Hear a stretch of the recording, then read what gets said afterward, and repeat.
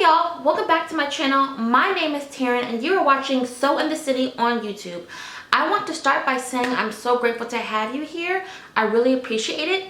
And today, as you can see, I am sitting inside of my house as opposed to standing outside in the garden. And that's because today we're going to be discussing how I organize my seeds for a successful spring/summer harvest. Okay, that's what this video is going to be about. I'm basically going to show you what I use to store my seeds and the method in which I use to keep those seeds organized. Okay, but before we get started, I want to make sure that you all like this video, leave a comment, and maybe subscribe. And also, if you feel inclined, you can share this video. I would greatly appreciate it. Okay, without further ado, let's get started. Okay y'all, so I'm going to start by showing you what I use to actually put my seeds in, or what I use to actually store my seeds in. So these, I'm not sure what people actually call them. I just call them organizer boxes or storage boxes. I got these, well, I initially got these from Michael's maybe like 2 years ago. Now I will say that they are normally quite expensive in Michael's. I think they can be as much as $30 something, maybe even more, but they were on sale at the time for around $14.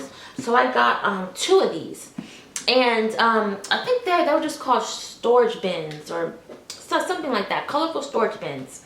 And so I got 2 of these, and they're very helpful because, as you can see, each one of these has these little smaller boxes inside of the box, and there's about maybe 20. There's about 20 of these inside of each storage bin that you get, storage box. And they're just really helpful because you can see that I actually have seed packets in here. And this is just great because you can label them. I've labeled this, and you could put anything, lettuce, squash. If you want to put all of your squash seeds in here, that's great. You can get all the squash packets you have and just put them in here. So that way you don't have to just leave your, your packets of seeds just laying all over the house, or you don't have to keep them in different cabinets in your house. Just put them in here, and then you label it, and then you put the smaller little box inside of the bigger one. And then you have an organized, and it's an organized storage box for you to keep all of your seeds. And it's just so helpful because before I got these, I just kept my seeds in like a pull-out drawer in my kitchen. I would just keep them all there, and it was so unorganized.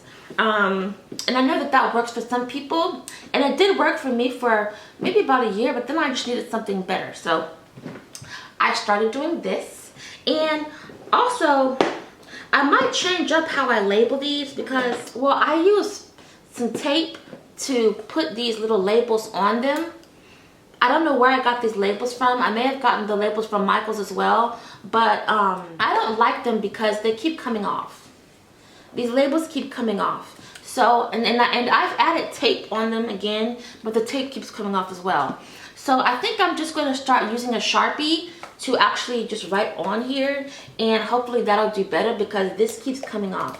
But either way, you want to label these individual boxes so that you can know what seed package you put in here, okay? And like I said before, I initially purchased these off of from Michael's, from my local Michael's, but they can be very expensive and they don't always have sales on these. So what you can do is you can just go on Amazon and Google seed storage boxes or seed storage organizers, and I think this will pop up because I know some people have purchased these off Amazon, and I'm sure it's for a much better price. So you don't have to worry about waiting for Michael's to have a sale on these.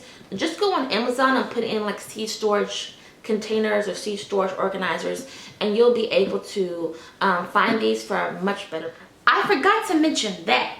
Now this is just how I do it.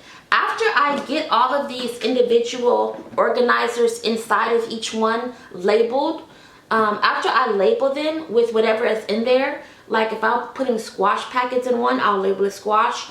If I'm putting lavender seeds in one, I'll label them lavender. After I get all of these individual organizers labeled, I will then take all of them and put them in alphabetical order. Now, that's just how I do it, okay? You don't have to do it like that. I sat down one day and I went through all of these individual organizers and I said, how can I put them in alphabetical order? And I sat down and just looked through everything and put them in alphabetical order. So when I'm looking at my seeds and I want some cilantro, I'll know to look at the organizer that has the C's and I'll see cilantro. And then if I want some dill, I'll look further down and I'll get to the D's and I'll get some dill. Like, it goes all the way to alphabetical order and it stops at Z for zucchini. So that's how I did it, because it made my life easier to where I don't have to like figure out which storage container has the cilantro and figure out where is it at. It's in alphabetical order. So that's what I did for me, and it's very helpful for me. It does take some time in the beginning to put them in alphabetical order, because obviously you have to, you know, find the seeds that have the same, you know, letter at the beginning of the word, and then put them in alphabetical order and keep doing that until you get all your seeds done. So it does take some time initially, but I promise you it's worth it when it comes to me, okay? Okay, so after I've done all of that, then I'll come back around and I'll have to figure out how am I going to organize my seeds so that I know that I will be able to start each seed at the right time so that I can be ready to plant them out once my last frost date has passed, right? Because you can't just start all of your seeds indoors at the same time. Some seeds need to be started earlier than others. Some seeds need to be started later than others, right? So that was the hardest thing for me to do, because I think my first or second year of gardening, I just started all my seeds at the same time, and that was not good. That was not good, and it didn't really do me very well. So this year I was thinking to myself, how can I do this to make it more organized? And so I bought another one of these from Michael's, and it was on sale again. I bought another one of these just so I can label this with the different time frames in which I will start my seeds. For example, but I wrote 10 to 12 weeks before last frost. So depending on what zone you live in, you will have a certain last frost date that will let you know when it is safe for you to plant your warm weather loving crops without them getting damaged by a frost. Now, I live in zone 7B. My last frost date is around April 15th. Okay, so that's what I keep in mind when I say, okay, that's what I keep in mind when I think of when I can actually have my plants set out into the garden, ready to be planted for the spring, summer harvest, okay? Now, with that being said, every frost date isn't exact. Every year is different. Sometimes it starts to get warmer before the last frost date. Sometimes the cool weather can last and it could still be cold after the last frost date. So with that in mind, I have decided that instead of letting April 15th be my last frost date, I'm going to go ahead and just do everything by May 1st.